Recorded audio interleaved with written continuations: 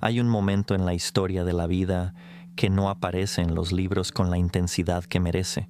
No es una fecha, no es un evento puntual, es una transición, lenta, silenciosa, inevitable.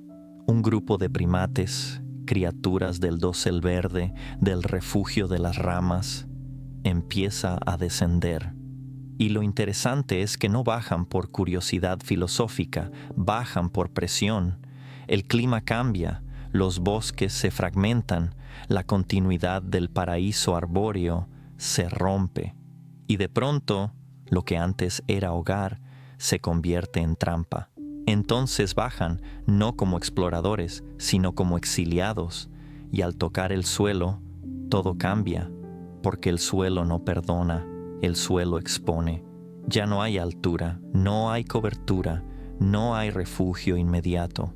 Hay horizonte, y el horizonte es una cosa muy extraña para una mente acostumbrada a la cercanía, porque el horizonte introduce distancia, y la distancia introduce anticipación.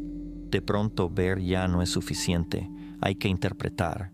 Ese punto lejano, ¿es comida o es peligro? Ese movimiento, ¿es viento o es algo que te está observando? Y aquí ocurre algo crucial. La percepción deja de ser pasiva, se vuelve activa. Empieza a buscar patrones, porque en la sabana sobrevive el que ve antes de entender. Y lo interesante es que este cambio no es solo físico, es cognitivo. La mente empieza a estirarse, no por elección, sino por necesidad. Y junto con ese estiramiento aparece algo más, movimiento. Ya no puedes quedarte en un lugar, tienes que seguir. ¿Seguir qué? Eso aún no está claro, pero hay una intuición. Porque si miras con atención, hay otras criaturas que sí saben. Los grandes herbívoros, los rebaños, ellos se mueven, como si entendieran algo invisible. Siguen rutas, siguen ciclos, siguen el agua, la hierba, la vida. Y el primate observa. Y aquí es donde se vuelve interesante, porque en lugar de competir, decide seguir. No como depredador, no como igual, como testigo. Y al seguirlos, entra en un nuevo ritmo, un ritmo migratorio. Caminar largas distancias, esperar, observar, recolectar lo que queda. Y esto reorganiza completamente la relación con el entorno. Ya no eres parte de un lugar, eres parte de un flujo. Y en ese flujo, la mente cambia. Se vuelve más atenta, más sensible, más abierta a lo inesperado, porque lo inesperado ahora es constante. Y aquí, justo aquí, se prepara el escenario. Porque al seguir a estos animales, no solo sigues su movimiento, sigues todo lo que dejan atrás. Y entre eso, algo pequeño, casi invisible, comienza a aparecer. Algo que crece en silencio, algo que brota de lo que nadie mira. Pero eso aún no lo saben. Por ahora, solo caminan. Y sin saberlo, se están acercando al encuentro más extraño de su historia. Porque si entiendes esto, te das cuenta de que la conciencia no empezó en una idea, empezó en el desplazamiento, en dejar atrás lo conocido, en bajar del árbol, sin saber en qué te estabas convirtiendo. Siguen caminando día tras día, sol arriba, polvo abajo, y lo interesante es que en ese movimiento constante, la atención cambia, se vuelve más abierta, menos fija, porque ya no están en un entorno predecible. Cada día trae algo distinto, cada trayecto una variación. Y entonces empiezan a notar cosas no grandes, no obvias, pequeñas anomalías, formas que aparecen y desaparecen. Y aquí es donde se vuelve realmente extraño, porque entre los rastros que dejan los rebaños, entre la hierba pisoteada, entre las heces aún húmedas del animal, algo comienza a emerger, algo que no estaba ahí y ahora está. Hongos, pequeños, delicados, efímeros. Y si lo piensas, esto es profundamente inusual, porque en un entorno donde todo se mueve, donde todo se dispersa, esto aparece justo ahí, en el rastro, como si la vida misma estuviera dejando pistas. Y al principio no hay intención, hay hambre. Y el hambre no discrimina. Se prueba, se mastica, se ingiere una vez, 2 veces. Y lo interesante es que no todos reaccionan igual. Algunos no sienten nada, otros algo muy sutil, pero algunos experimentan un cambio. Y no es inmediato, no es violento. Es una alteración. Los colores parecen más vivos, los contornos más definidos, el movimiento más significativo, como si el mundo se estuviera intensificando. Y aquí ocurre algo clave, porque en la sabana, ver mejor no es trivial. Ver mejor es sobrevivir, detectar movimiento antes, reconocer patrones más rápido, anticipar. Entonces lo que comenzó como accidente empieza a volverse preferencia. No saben qué es, no pueden explicarlo, pero recuerdan. Recuerdan que después de ingerir eso, algo mejora. Y la memoria empieza a asociar hongo, visión, ventaja. Y así, sin lenguaje, sin teoría, nace un comportamiento. Buscar. Y esto cambia todo. Porque ahora no solo siguen a los rebaños, los rastrean. Pero no por la carne, por lo que crece detrás. Y aquí es donde la relación con el entorno da un giro radical. Ya no están solo sobreviviendo, están interactuando con algo que altera la forma en que perciben la realidad. Y esto es el punto de inflexión, porque no estamos hablando solo de alimento, estamos hablando de un catalizador, algo que entra en el sistema y reorganiza la experiencia. Y lo hace de forma repetida, generación tras generación, pequeñas dosis, frecuentes, integradas en el comportamiento, y con el tiempo los efectos se acumulan, no como memoria explícita, sino como modificación de la mente misma.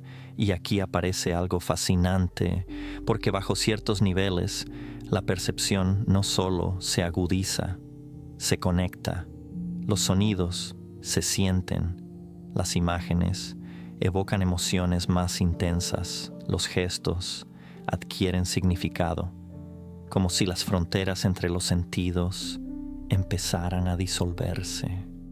Y en ese espacio, algo nuevo comienza a gestarse.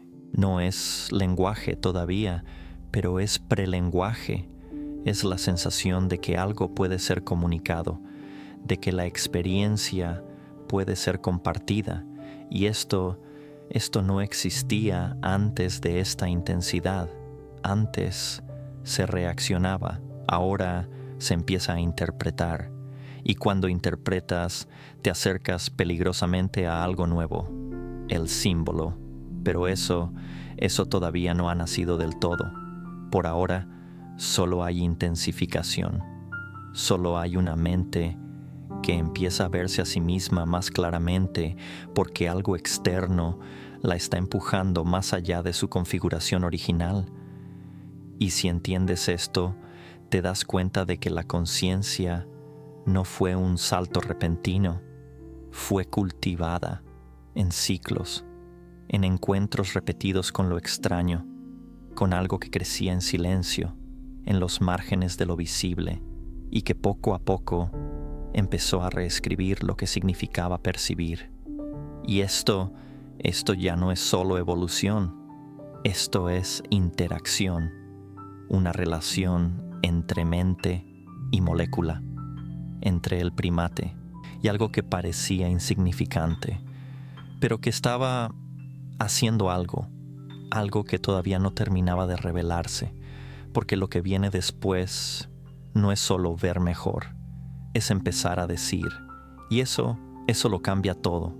Y aquí algo empieza a cruzar un umbral, no de golpe, no como un invento, sino como una presión que finalmente encuentra salida, porque hasta ahora la experiencia se intensificaba, la percepción se expandía, las conexiones se multiplicaban, pero todo eso aún no tenía forma. Era interno, difuso, inestable. Y lo interesante es que una mente que percibe más no puede permanecer en silencio por mucho tiempo, porque si lo piensas, cuando algo se vuelve más intenso, busca expresarse. Y aquí aparece el sonido, pero no como antes, no como simple señal, no como reacción automática. Algo cambia en la cualidad del emitir. Los sonidos empiezan a cargarse de intención. Un gesto ya no es solo un gesto. Un grito ya no es solo un grito. Empiezan a apuntar, y aquí es donde se vuelve verdaderamente extraño, porque bajo el efecto de esta amplificación perceptiva, los límites entre lo que ves, lo que sientes y lo que emites empiezan a disolverse. Una imagen puede sentirse, un sonido puede tener forma, un movimiento puede significar algo más allá de sí mismo.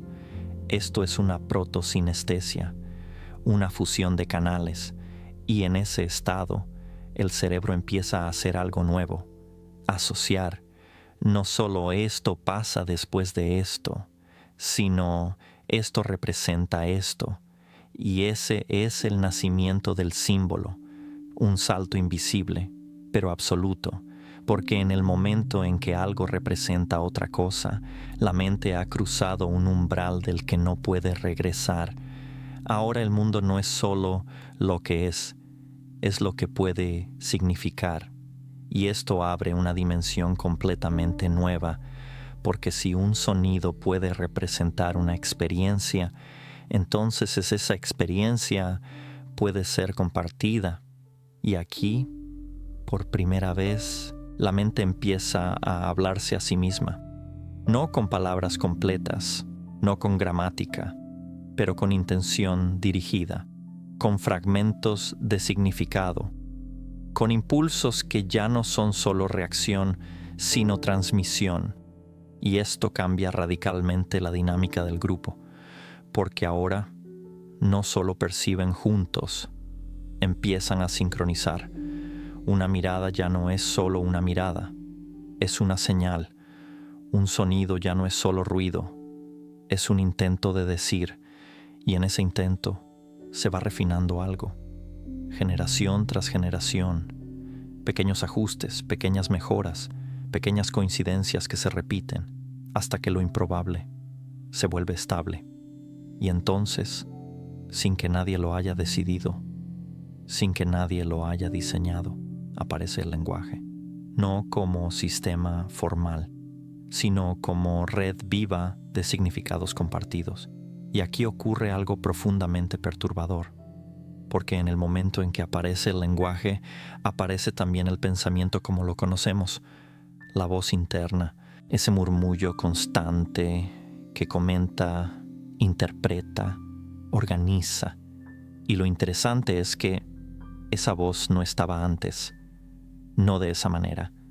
Es el resultado, el eco interior de una capacidad que primero fue externa, comunicar hacia afuera y luego plegarse hacia adentro, hablarse. Y aquí la conciencia se vuelve reflexiva. No solo percibes, sabes que percibes. No solo actúas, sabes que actúas. Y en ese bucle nace algo completamente nuevo. El yo narrativo, la historia, la continuidad. Y esto es el verdadero punto de no retorno.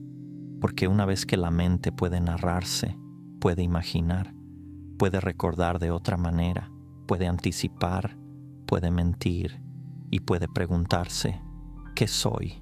Y esa pregunta no existía antes, no porque no hubiera experiencia, sino porque no había distancia.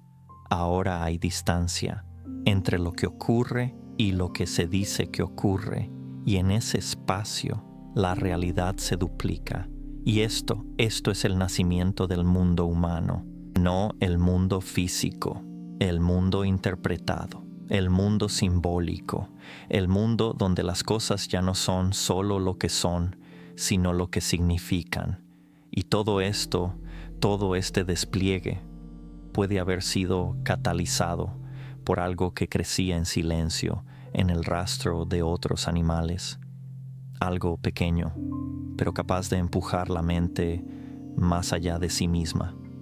Y si entiendes esto, empiezas a sospechar algo inquietante, que el lenguaje no fue solo inventado, fue inducido, que la conciencia no solo emergió, fue amplificada, y que lo que llamamos humano puede ser el resultado de una relación muy antigua entre la biología y lo inexplicable. Y lo que viene después no es expansión, es olvido, porque toda revelación profunda, tarde o temprano, se convierte en estructura. Y toda estructura empieza a cerrar lo que una vez abrió. Y ahí empieza otra historia. Y entonces ocurre algo inevitable, porque toda apertura, si no se sostiene, se cierra. Lo que comenzó como encuentro se vuelve hábito, luego costumbre, luego desaparece. Y lo interesante es que no hay un momento claro donde se pierde. No hay un aquí dejamos de ver, es más sutil. Los patrones cambian, los rebaños ya no se siguen igual, el entorno se transforma, el clima vuelve a moverse y con el tiempo el acceso a ese catalizador se vuelve irregular, menos frecuente, menos integrado en la vida diaria y la mente, que había sido empujada más allá de sí misma, queda sola con su nueva capacidad, lenguaje, símbolo, narrativa, pero sin la fuente que la expandía constantemente. Y aquí ocurre algo profundamente humano. La mente intenta reemplazar la experiencia con estructura, porque ya no hay acceso directo, pero hay memoria, una memoria vaga, de intensidad, de conexión, de significado profundo, y esa memoria no desaparece, se transforma, se vuelve mito, historias de origen, dioses que hablan, voces en la naturaleza, revelaciones. Y lo interesante es que estas historias no son inventadas en el sentido trivial, son intentos de recordar algo que ya no está disponible de la misma forma. Entonces aparece la religión, no como control inicialmente, sino como reconstrucción, un intento de volver a abrir la puerta usando lenguaje, pero el lenguaje no puede hacer eso completamente, porque el lenguaje describe, no induce, y aquí comienza la distorsión. Lo que antes era experiencia directa se convierte en doctrina, lo que antes era encuentro se convierte en creencia, y lo que antes era una relación viva se vuelve sistema, y los sistemas quieren estabilidad. Entonces definen lo que es correcto, lo que es real, lo que debe ser creído. Y poco a poco, la misma herramienta que nació de la expansión, el lenguaje, empieza a cerrar el mundo, lo reduce, lo organiza, lo domestica. Y la mente, que alguna vez fue empujada hacia lo desconocido, empieza a habitar lo conocido, repite, define, controla, y aquí nace la cultura tal como la conocemos, no como exploración, sino como contención, un acuerdo colectivo sobre lo que es real, un acuerdo que excluye todo lo que no encaja, y entre lo que queda afuera está precisamente lo que abrió todo. La experiencia directa sin mediación, la disolución de los límites, la percepción expandida, eso queda relegado, prohibido, olvidado, ridiculizado, y sin embargo nunca desaparece del todo, permanece en los márgenes, en rituales, en visiones, en momentos de ruptura, como un eco. Un recordatorio de que la mente no fue diseñada para quedarse dentro de los límites que ahora acepta, y aquí es donde se cierra la espiral, aunque en realidad no se cierra, porque si lo miras con cuidado, lo que llamamos ser humano es el resultado de dos fuerzas, una que abre y otra que estabiliza, una que expande la percepción y otra que la convierte en mundo. Y vivimos en ese equilibrio inestable. Pero lo inquietante es esto, que aquello que nos hizo humanos puede no estar completamente integrado en lo que somos hoy, que la conciencia, tal como la vivimos, puede ser una versión reducida de algo que alguna vez fue mucho más vasto. Y si eso es cierto, entonces la historia no está completa, no terminó, porque lo que una vez ocurrió por accidente puede volver a ocurrir, no de la misma forma, no en el mismo contexto, pero como posibilidad. Y entonces la pregunta ya no es histórica, es inmediata. ¿Qué pasaría si volviéramos a encontrarnos con aquello que nos cambió? No como primates en la sabana, sino como lo que somos ahora, con lenguaje, con cultura, con memoria. ¿Qué se abriría? ¿Y podríamos sostenerlo esta vez sin convertirlo en otra jaula? Porque si entiendes toda esta historia, empiezas a ver que no es pasado, es latente, y que lo que olvidamos tal vez no está perdido.